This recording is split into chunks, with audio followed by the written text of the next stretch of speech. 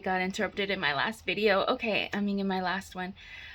So God makes sure that you have what you need to have, that you grow in what you need to grow in, that his grace, in other words, is always sufficient, even though it may seem like I just want this to end right now. I can't go through another day. I'm tired. I'm frustrated.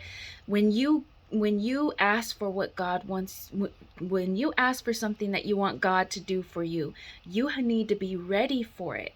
You need to know what to do with that thing, You don't need to get it before or force it in such a way that, because let's be honest, that's what we all want, because we want what we want when we want it. But God knows all, and He knows that if you're not ready for it, the waters that are surrounding you, if Noah had stepped out of the ark with the waters surrounding him still, they would have been doomed. You know what I mean? No telling what would have happened, right? He had to wait. You have to wait, and once those waters that are surrounding you, the storms that are surrounding you, the situations that are surrounding you, the circumstances that are surrounding you that are undesirable, once they recede from you, you are going to feel so relieved. You're going to feel so grateful. But you also need to know that it doesn't stop there, Every level that you go up to, there is a different level of devil, and the devil's always going to be after you.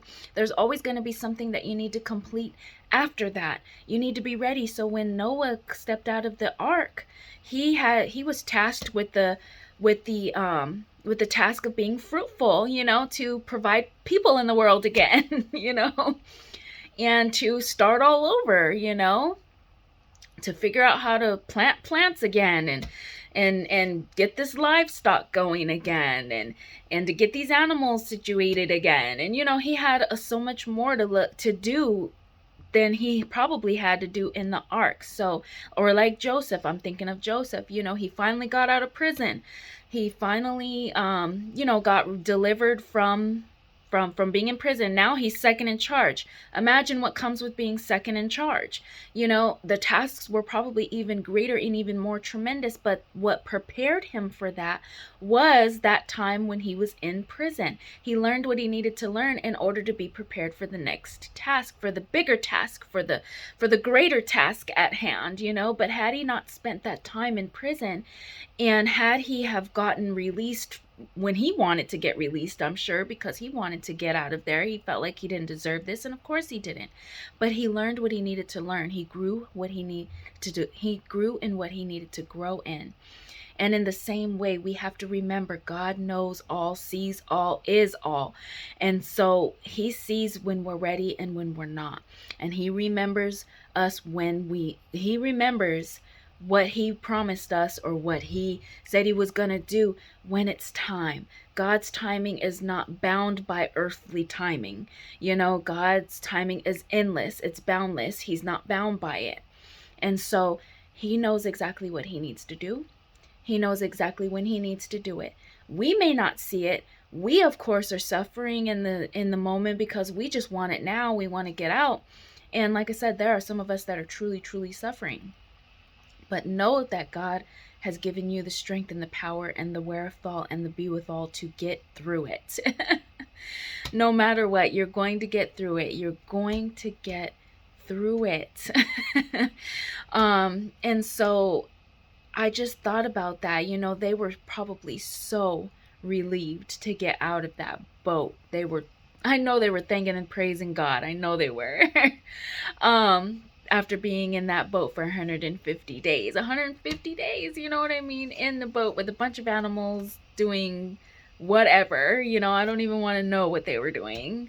Because, some of those animals probably reproduced, they probably had babies and they probably had to take care of those. And, like I said, pooping and peeing and all of that craziness, it was probably a crazy mess going on, but God gave them the strength to get through it. So in the same way, we're going to be able to get through it. But remember, you're learning your lessons. Learn what you need to learn.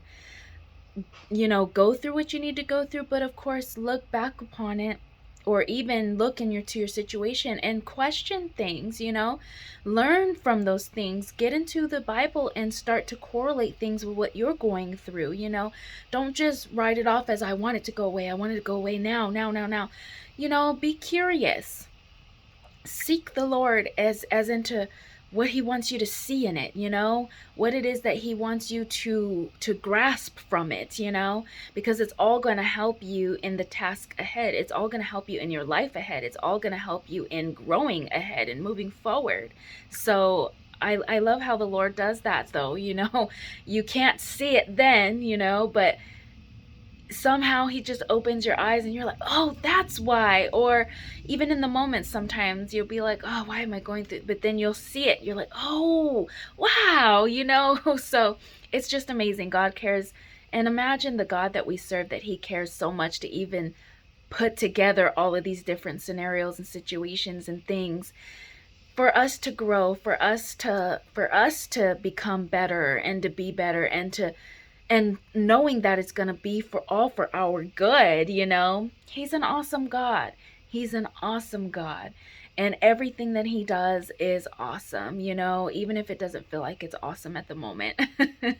Let's just be honest. I'm being honest and transparent. It doesn't feel awesome at the moment, but um it is. It's wonderful how he cares so much to even care about the smallest and tiniest and minute things. It's amazing. It's amazing. So hang in there. I love you guys. I hope you guys have a good day. Bye.